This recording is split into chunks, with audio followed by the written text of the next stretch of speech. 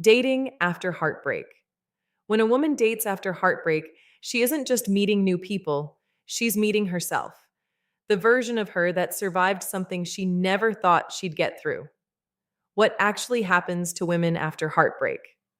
Heartbreak doesn't just hurt, it rewires you. It changes the way you trust, the way you pace connection, the way you read behavior, and the way your nervous system responds to even the smallest emotional cues. After heartbreak, women often become hyper aware, not paranoid, aware. You notice inconsistencies faster. You feel emotional distance sooner. You sense misalignment before it becomes a story you lose yourself in. This isn't because you're guarded.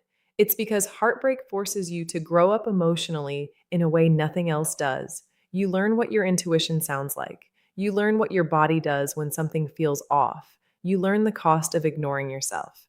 Heartbreak doesn't make you weaker, it makes you more emotionally literate. Why dating feels different now? Dating after heartbreak feels different because you are different. You're not dating from fantasy anymore. You're dating from clarity. You're not impressed by potential. You're looking for reciprocity. You're not trying to prove your worth. You're observing whether someone can meet you. Here's the truth most women don't realize.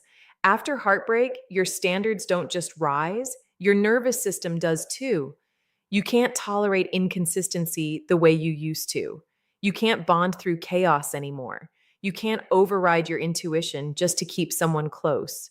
Your body remembers what it cost you last time, and it refuses to let you pay that price again. The real challenge: staying open without losing yourself. The hardest part of dating after heartbreak isn't trusting others, it's trusting yourself, trusting that you'll walk away sooner, trusting that you'll listen to your intuition, trusting that you won't abandon yourself to keep someone else. Women don't fear heartbreak, they fear self abandonment because that's what hurt the most last time. Not the loss of the person, but the loss of yourself. So the real work isn't getting back out there. It's learning how to stay open without lowering your standards, how to be soft without being walked over, how to be hopeful without being naive, how to date again without repeating the past. That's the emotional balance women struggle with after heartbreak.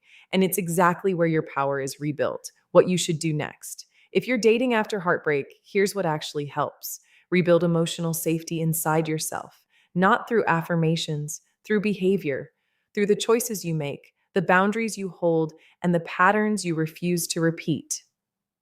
Learn your emotional triggers, not to avoid dating, but to understand how your nervous system responds to connection. You will create a new dating identity, not the woman who survived heartbreak, the woman who grew because of it. Build a framework for staying open and discerning because you don't want to be guarded. You want to be grounded. This is the work that actually changes how you date, not the apps, not the rules, not the timelines. It's the internal blueprint you bring into every connection.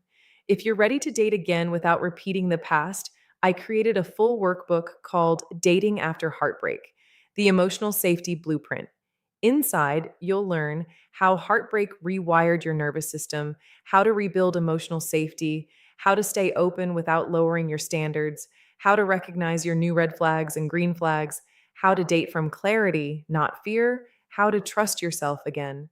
It's the deeper version of everything we talked about today, the part that actually transforms how you show up in love. You can get it on Patreon or directly through my website. Because dating after heartbreak isn't about finding someone new, it's about becoming someone you don't abandon.